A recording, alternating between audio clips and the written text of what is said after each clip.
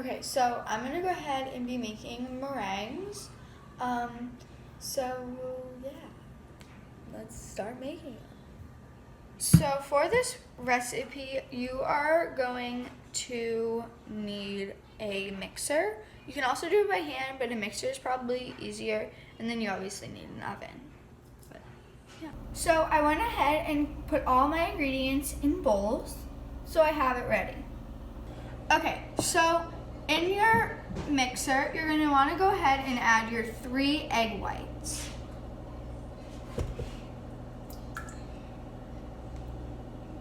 Make sure you don't have any yolk in it because you can actually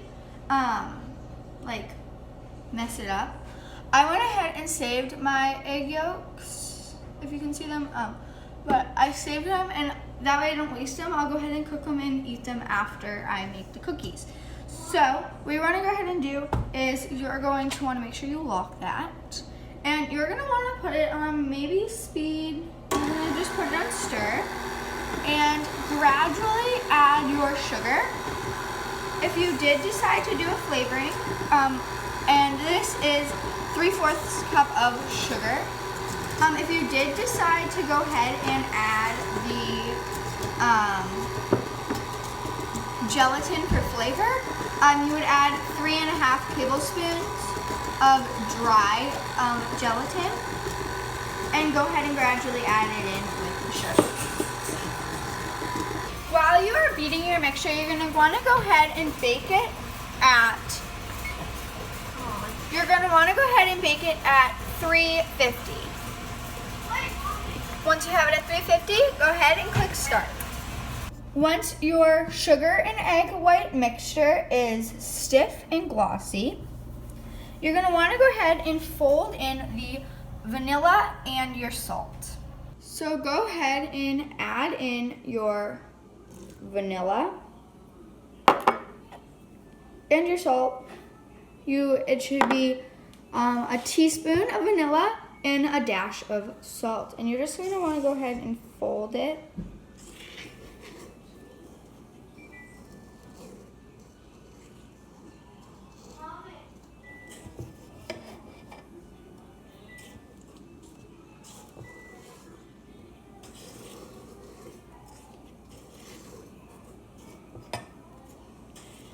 These are something you want to prepare in advance, probably about, because they need 40 to 50 minutes in the oven, and they need to sit in there for 4 to 5 hours, at least 4 hours. You can even do it overnight if you make them at night.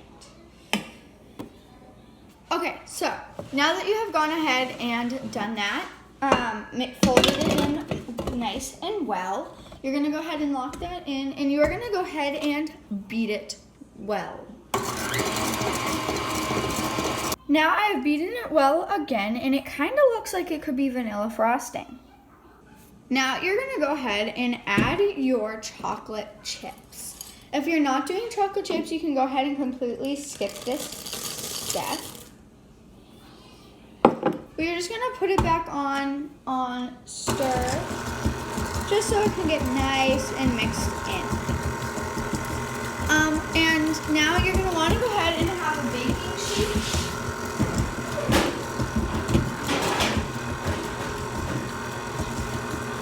You want an ungreased baking sheet. I'm gonna go ahead and put a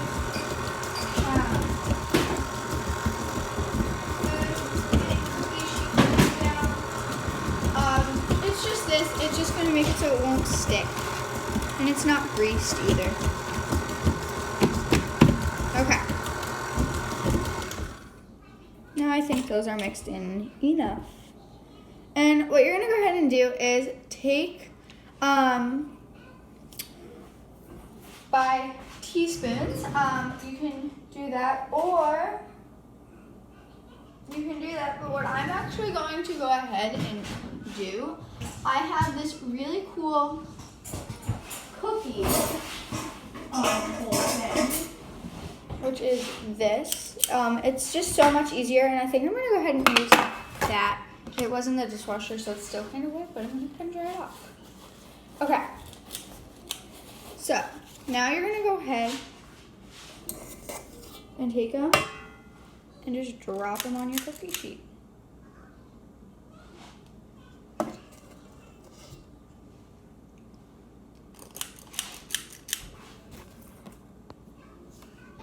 Also, one thing you should know is they don't need to be spaced out because they're not going to expand or anything. They're not going to grow. They're going to just be this shape. I know they don't look so pretty, but they are really good when they're done. So just go ahead. Don't even worry about how you space them out. And yeah. Okay. So, now that you have all your cookies on your cookie sheet, you're going to go ahead and put them in your 250-degree oven.